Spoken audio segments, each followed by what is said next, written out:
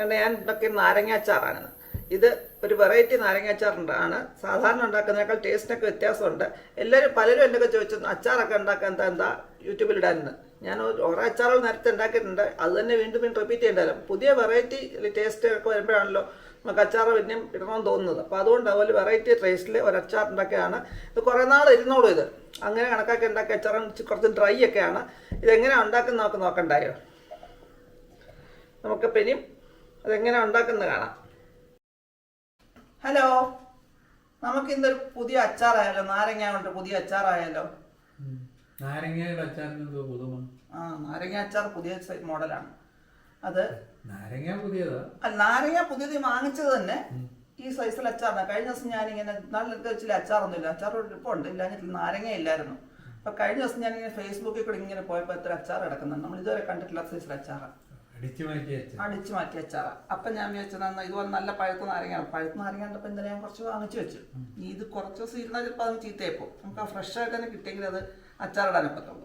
അപ്പോൾ അതുകൊണ്ട് ഞാൻ ഇതൊരു നല്ല വെറൈറ്റി ഒരു അച്ചാർ ഉണ്ടാക്കാൻ പോകും. നമ്മളിതുവരെ കഴിച്ചിട്ടും ഇല്ല, കഴിച്ചിട്ടുണ്ടോ അറിയത്തില്ല, നമ്മളിതുവരെ ഉണ്ടാക്കി കണ്ടിട്ടില്ലെങ്കിലും അതുപോലത്തെ ഒരു അച്ചാറാണ്. അപ്പോൾ അതെങ്ങനെയാണ് ഉണ്ടാക്കുന്നത് നമുക്കൊന്ന് നോക്കാം.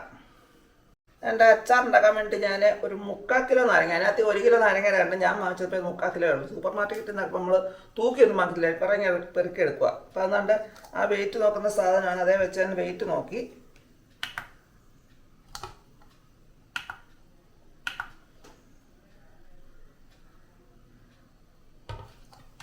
ഇത് പാത്രത്തിൻ്റെ വെയിറ്റൂടെ ചേർത്താണ്. ഇതുണ്ടോ പാത്രത്തിൻ്റെ വെയിറ്റ് കഴിയുമ്പോൾ ഇത്ര ഉണ്ട്. 1.25 ഗ്രാം 125 ഗ്രാമോളം പാത്രം വരെ. അതിൻ്റെ ബാക്കിയാണ് ഈ വെയിറ്റ് കാണിക്കുന്നത്. അപ്പം അതിന് 3/4 കിലോ നാരങ്ങയുണ്ട്. നമുക്കിനി അതിനെ ഒന്ന് കഴുകി വെച്ചേക്കാണ്. ഞാൻ തുടച്ചെടുക്കാം. നാരങ്ങ നല്ലപോലെ തുടച്ച് ഉണക്കിയിട്ട് വേണം നമുക്കിനെ ആവി കയറ്റി എടുക്കാൻ. ഞാൻ ആദ്യം അതിനെ തുടച്ചെടുക്കട്ടെ.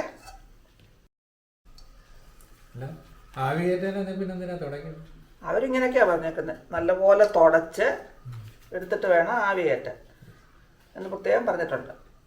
അത് കൂടുതൽ സമയം ആവി കയറ്റുകയും ചെയ്യുന്ന നാരങ്ങ പൊട്ടിപ്പോരെന്നാണ് പറഞ്ഞേക്കുന്നത്. നമ്മൾ സാധാരണ എടുക്കുന്ന നാരങ്ങ ഒന്ന് പൊട്ടി വരുമ്പോഴാണ് നമ്മൾ അണയ്ക്കുന്നത്. ഇതങ്ങനെ പാടില്ല എന്നാണ് പറഞ്ഞേക്കുന്നത്. നമുക്ക് എന്തായാലും തുടച്ചെടുക്കാം. അതിനകത്ത് തുടയ്ക്കുന്ന കണ്ടില്ലെന്ന് പറഞ്ഞു. ഞാൻ തുടയ്ക്കുന്നവിടെ കാണിക്കുന്നുണ്ടോ? ക്യാമറ തന്നെത്താന്ന് വെച്ച് കഴിഞ്ഞാൽ ചെയ്യാനും ചെയ്യുമ്പോഴേ എല്ലാം നോക്കിയിരുന്ന് ചെയ്യാൻ ഒക്കുന്നില്ല. അപ്പോൾ ഒക്കുന്ന പോലൊക്കെ ചെയ്യും. ഇനി നമുക്ക് അതിനകത്തൊന്ന് സ്റ്റീം ചെയ്തെടുക്കുക നാരങ്ങയായി. അത് നമ്മൾ രണ്ട് ആവി വന്നിട്ടുണ്ട്. അതിന് ശേഷമാണ് സ്റ്റീം ചെയ്യാനിടുന്നത്. നമുക്കൊന്ന് ലോ ഫ്ലെയിമിലിട്ട്, അപ്പോൾ മീഡിയം ഫ്ലെയിമിലിടാം. ഇപ്പം അതിന് നാരങ്ങ എടുക്കുമ്പോൾ എപ്പോഴും നല്ല പഴുത്ത നാരങ്ങ വേണം എടുക്കാനായി.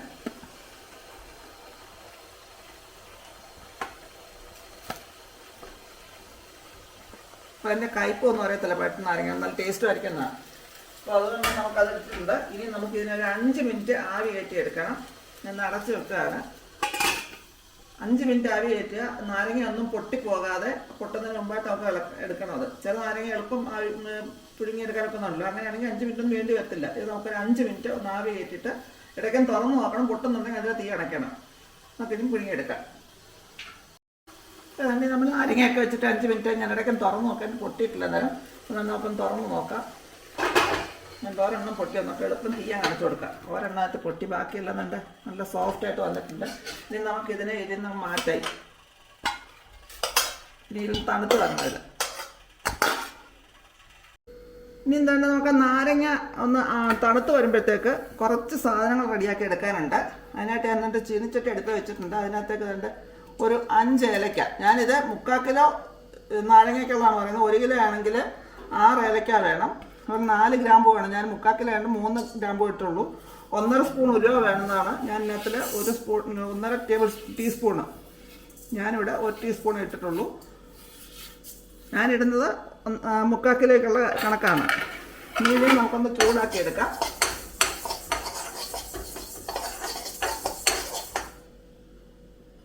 ഇതൊന്ന് ചൂടായി വന്നിട്ടുണ്ടെങ്കിൽ നമുക്ക് ഇതിനകത്തേക്ക് ഇടുന്നത് ഒരു 1.25 ടീസ്പൂണ് കടുകാണ്. മറ്റേ 1 കിലോ ആണെങ്കിൽ 2 ടീസ്പൂൺ ഇടണം. ഞാൻ ഇച്ചിരി എല്ലാം കുറച്ചാണ് ഇട്ടേക്കുന്നത്. ഇനി നമുക്ക് കടുകെല്ലാം പൊട്ടി വരുമ്പോൾ തീ അങ്ങ് ഓഫ് ചെയ്ത് കൊടുക്കാം.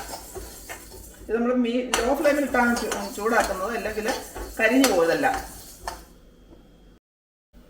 അപ്പോൾ വേണ്ട നമ്മുടെ കടുകെല്ലാം പൊട്ടി വരുന്നുണ്ട്. ഇനി നമുക്ക് ആ തീ അങ്ങ് അണച്ചു കൊടുക്കാം. ഇതിൻ്റെ വീഡിയോ ഫുള്ളായിട്ട് കണ്ടെങ്കിൽ മാത്രമേ ഇതുപോലത്തെ അച്ചാർ ഇടാൻ ഒക്കത്തുള്ളൂ.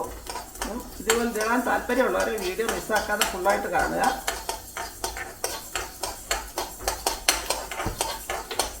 ഇനി ഇത് തണുത്ത് കഴിയുമ്പോൾ നമുക്ക് നല്ലപോലെ ഒന്ന് പൊടിച്ചെടുക്കണം. ഇത്ര സാധനം കൂടെ മിക്സിയിലിട്ട് നല്ലപോലെ പൊടിച്ചെടുക്കണം.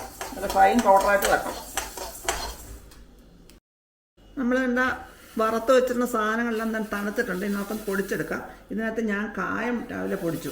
അതിൻ്റെ കായരിപ്പില്ല, ഒന്ന് പൊടിച്ചെടുത്ത പാത്രത്തിനകത്തൊക്കെയാണ്. അച്ചാറിടാനായതുകൊണ്ട് അതിനകത്തോട്ട് പൊടിച്ചെടുക്കാം. നമുക്ക് കായത്തിനകത്തും അച്ചാറിനകത്തും കായം ചേർക്കണമല്ലോ. നമുക്ക് അതിനകത്തൊട്ടൊന്ന് പൊടിച്ചെടുക്കാം. ഈ മിക്സിക്ക് ഒരു പ്രത്യേകത തന്നെ ഇതെന്താ പ്രീതി സോഡിയാക്കിൻ്റെ ഫുഡ് പ്രോസസ്സറാണ്. അതിനെ നമ്മൾ കൂടെ വന്ന് പൊടിക്കാൻ നിൽക്കേണ്ട. അതിൻ്റെ അടപ്പ് നല്ലപോലെ മുറിയൊക്കെ ഞാൻ കാണിച്ചു തരാം എങ്ങനെയാണ്. അടയ്ക്കുമ്പോൾ തന്നെ ഈ അടപ്പ് ഇങ്ങനെ വെച്ചിട്ട് ഇവിടെ നിന്ന് നല്ല ലോക്കുണ്ട്. ആ ലോക്ക് നല്ലപോലെ മുറുകി കഴിഞ്ഞാൽ ഇങ്ങനെ വേണമെങ്കിൽ തുറന്നെടുക്കണമെങ്കിൽ ഇവിടെ പ്രസ് ചെയ്തൊന്ന് തുറന്നെടുക്കാം. ഈ അടപ്പ് നല്ലപോലെ മുറുകി കഴിഞ്ഞാൽ പിന്നെ ഇത് തുറന്നു കഴിഞ്ഞാൽ പിന്നെ ഇത് മെഷീൻ മിക്സി അങ്ങ് ഓഫായി പോകും. അതുകൊണ്ട് നമുക്ക് ഇങ്ങനെ കൊണ്ട് വെച്ച് പൊടിക്കാൻ നമ്മൾ കൂടെ വന്നില്ല, അതിന് പൊടിഞ്ഞോളൂ. അപ്പോൾ അതുകൊണ്ട് നമ്മുടെ നാരങ്ങയൊക്കെ നല്ലപോലെ തണുത്ത് വന്നിട്ടുണ്ട്. ഇനി നമുക്ക് ഒന്നുകൂടി ഇതിനെ തുടച്ചെടുക്കണം. ഒട്ടും വെള്ളമയം പാടില്ല. അതിനായിട്ടാണ് നമ്മൾ ഒന്നുകൂടെ തുടച്ചെടുക്കുന്നത്. അത് പുഴുങ്ങി തണുത്തതിന് ശേഷം ഒന്നുകൂടെ നമ്മളതിനെ തുടച്ച് റെഡിയാക്കി എടുക്കുകയാണ് തന്നെ.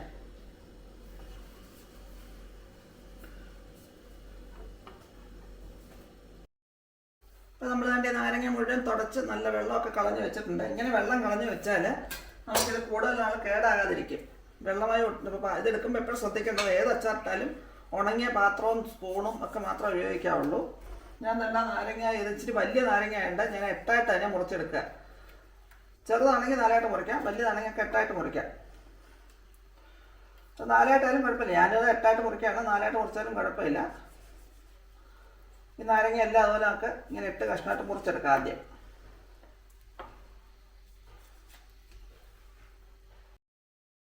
നമ്മൾ തന്നെ നാരങ്ങ എല്ലാം അരിഞ്ഞ് വെച്ചിട്ടുണ്ട്. ഇതിനകത്ത് ആവശ്യത്തിന് ഉപ്പിട്ട് കൊടുക്കാം. ഞാനിവിടെ 3 സ്പൂൺ ഉപ്പിടുന്നുണ്ട്. പിന്നെ വേണമെങ്കിൽ വാക്ക് കൂടുതലൊക്കെ ചേർക്കാം. ഒത്തിരി കൂടുതലായി കഴിഞ്ഞാൽ കുഴക്കാൻ നാരങ്ങ ഉപ്പിൻ്റെ ആവശ്യം വേണ്ടി വരും. ഇനി നമുക്കിതിനെ ഇളക്കി ഒന്ന് യോജിപ്പിച്ച് വെക്കാം.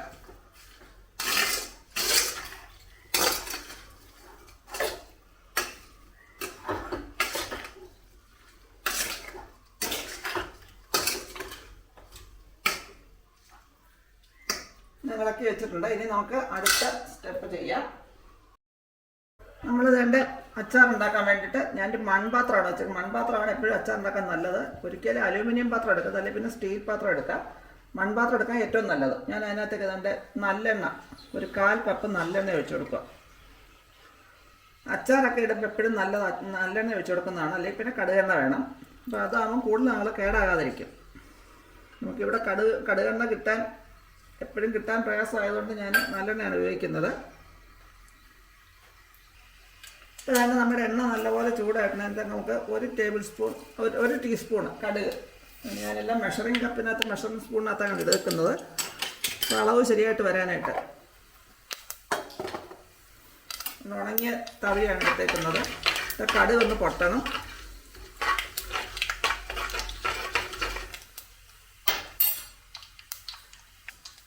നമ്മുടെ കടുക് തന്നെ പൊട്ടിയിട്ടുണ്ട്. ഇനി നമുക്ക് അതിനകത്തേക്ക് നമ്മൾ അരിഞ്ഞ് വെച്ചിരുന്ന ഇച്ചിരി ഇഞ്ചി നല്ല പൊടിയായിട്ട് അരിഞ്ഞ് വെച്ചിട്ടുണ്ട്. 3/4 കപ്പ് ഇഞ്ചി പൊടിയായിട്ട് അരിഞ്ഞ് വെച്ചിട്ടുണ്ട്. നല്ല പൊടിയായിട്ട് അരിഞ്ഞെടുക്കണം. തിരുവുരാന്ന് അരിഞ്ഞെടുക്കണം. നമുക്ക് തീ ഒന്ന് ലോ ഫ്ലെയിമിലേക്ക് മാറ്റാം. എന്നിട്ട് അതൊന്ന് മിക്സ് ചെയ്ത് അതൊന്ന് ചൂടാക്കി വരണം.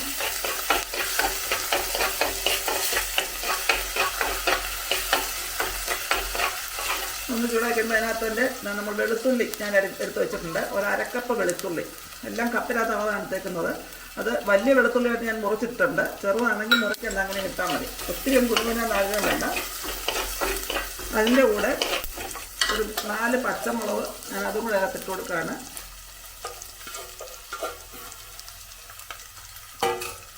ഇതെല്ലാം കൂടെ ഒന്ന് മൂത്ത് വരണം. അതിൻ്റെ വെള്ളമയം എല്ലാം മാറി നല്ല ബ്രൗൺ കളർ ആവും. അതിൻ്റെ ഒട്ടും വെള്ളമയം പാടില്ല.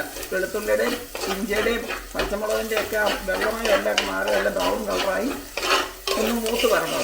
അതിൻ്റെ കൂടെ നമുക്ക് കുറച്ച് കറിവേപ്പിലയും ഇട്ട് കൊടുക്കാം. ഇതെല്ലാം നമുക്കൊന്ന് മൂപ്പിച്ചെടുക്കാം. നമുക്കിതിനകത്ത് കുറച്ച് 1 ടേബിൾ സ്പൂൺ ഉപ്പ് ഇട്ട് കൊടുക്കാം. മറ്റേ നാരങ്ങയ്ക്കകത്ത് ഉപ്പിട്ടുണ്ടായിരുന്നു, എന്നാലും നമുക്ക് ഇച്ചിരി ഉപ്പൂടെ വേണ്ടി വരും. അങ്ങനെ നമുക്ക് കുറച്ച് ഉപ്പൂടെ ചേർത്ത് കൊടുത്തു. എല്ലാം കൂടെ ചേർത്ത് നല്ലപോലെ ബ്രൗൺ കളർ ആകുന്നിടം വരെ, കരിഞ്ഞു പോകരുത്, ബ്രൗൺ കളർ ആകെ ആകുള്ളൂ, അതുകൊണ്ടിടം വരെ വഴറ്റിയെടുക്കണം. അപ്പോൾ നമ്മളിട്ട ഇഞ്ചി, വെളുത്തുള്ളി, പച്ചമുളക്, കറിവേപ്പില എല്ലാം കൂടെ മൂത്ത് രണ്ട് കളറൊക്കെ മാറി വന്നിട്ടുണ്ട്. അതിൻ്റെ വെള്ളമയെല്ലാം വെള്ളം മാറുന്നതിൻ്റെ വെള്ളമയം മൊത്തം മാറും, അപ്പോൾ എല്ലാം ഡ്രൈ ആകും. ഇനി നമുക്ക് ഇതിനകത്തേക്ക് പൊടികൾ ചേർത്ത് കൊടുക്കാം. ഞാൻ എന്താണ്ട് 1 ടീസ്പൂൺ മഞ്ഞൾപ്പൊടി, നമ്മൾ ഫ്ലെയിം കുറച്ചാണ് ഇട്ടേക്കുന്നത്. 1 ടീസ്പൂൺ കായം, പിന്നെ വേണ്ട മുളക് പൊടിയാണ് ഞാൻ ചേർക്കുന്നത്. ഇത് നിറമറയുടെ കാശ്മീരി ചില്ലി പൗഡറാണ് ഞാൻ ചേർക്കുന്നത്. അത് ഒരു 8 ടേബിൾ സ്പൂൺ നമുക്ക് ചേർക്കണം അതിനകത്തേക്ക്. 8 തന്നെ, 1 കിലോയ്ക്ക് 7 ടേബിൾ സ്പൂൺ മതി. എരിയുള്ള മുളക് പൊടിയാണ് ചേർക്കണമെന്നുണ്ടെങ്കിൽ അത് പകുതി ഇതും പകുതി എരിയുടെ അനുസരിച്ച് ചേർക്കാം.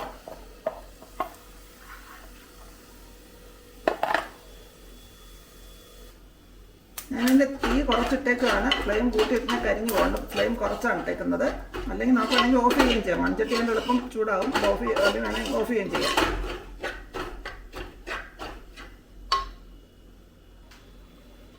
നമ്മുടെ മുളക് പൊടിയൊക്കെ ഒന്ന് ചൂടായിട്ടുണ്ട്. ഇനി നമുക്ക് ഇതിനകത്തേക്ക് നമ്മൾ എടുത്ത് വെച്ചിട്ട് നാരങ്ങ ഉണ്ടല്ലോ, ഉപ്പ് വരട്ടി വെച്ചിട്ട് നാരങ്ങ, ഇച്ചിരി വെള്ളമൊക്കെ ആയിട്ടുണ്ട്, അതിനെ കൂടെ അങ്ങോട്ട് ഒഴിച്ചു കൊടുക്കാം. ഒഴിച്ചിട്ട് നമുക്ക് തീ അങ്ങ് അടച്ചു കൊടുക്കാം.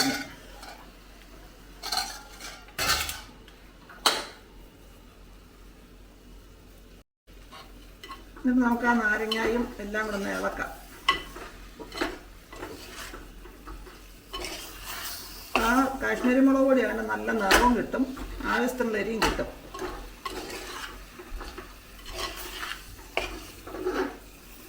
ഇനി നമുക്ക് ഇതിനകത്തേക്ക് ചേർത്ത് കൊടുക്കേണ്ടത് നമ്മൾ ആ പൊടിച്ച് വെച്ചിരുന്ന സാധനം ഉണ്ടല്ലോ, അതെല്ലാം കൂടെ അങ്ങോട്ട് ചേർത്ത് കൊടുക്കാം. ഞങ്ങളുടെ വിനാഗിരി തിളപ്പിക്കാൻ വെച്ചിട്ടുണ്ട്, അതിൻ്റെ തിളയ്ക്കുന്ന സൗണ്ടായിട്ട് നിൽക്കുന്നു.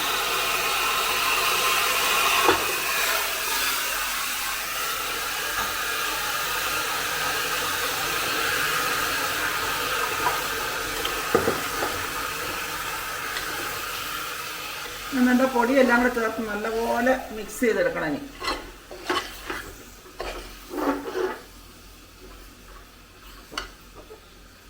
ഇതിപ്പം നല്ലപോലെ മിക്സ് ചെയ്തിട്ടുണ്ട്. ഇനി നമ്മൾ തിളപ്പിക്കാൻ പറ്റുന്ന വിനാഗിരി നല്ലപോലെ തിളച്ച് അതിനകത്തേക്ക് ചേർത്ത് കൊടുക്കാം. ഇത് നല്ലപോലെ ഇളക്കി യോജിപ്പിച്ചതിൽ ഉപ്പൊക്കെ നോക്കാം. ഉപ്പ് കുറവാണെങ്കിൽ നമുക്ക് ആവശ്യത്തിന് ഇച്ചിരി ഉപ്പൂടെ ചേർക്കാം. നാരങ്ങയൊക്കെ ഉപ്പിലും വെച്ച് നല്ലപോലെ ഉപ്പ് ചേർത്ത് കൊടുക്കണം. ചെറുതായിട്ട് പുളിയൊക്കെ ഇറങ്ങുമ്പോഴേ അതിൻ്റെ ഉപ്പ് കുറവായിട്ട് തോന്നും.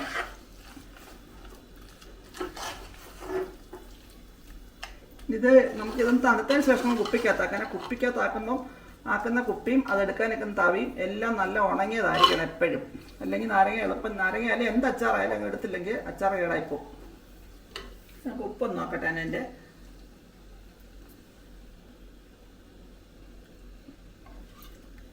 ഉപ്പ് കുറവാ,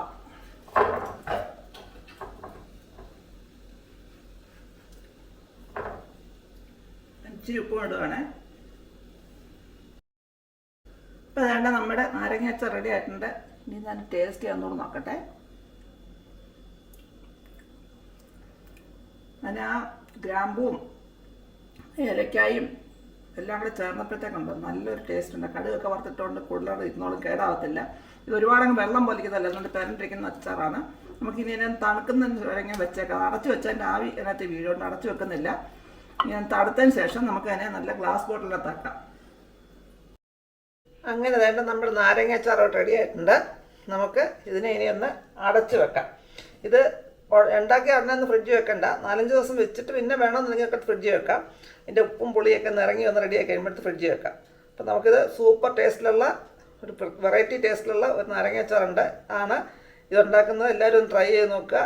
നിങ്ങൾക്ക് ഇഷ്ടപ്പെട്ടെങ്കിൽ നിങ്ങളുടെ ഫീഡ്ബാക്ക് കമൻറ്റ് ബോക്സിൽ ഇട്ടേക്കുക. ഇനി പുതിയൊരു വീഡിയോ കൊണ്ട് വരുന്നത് വരേക്കും ടാറ്റാ, ബൈ ബൈ.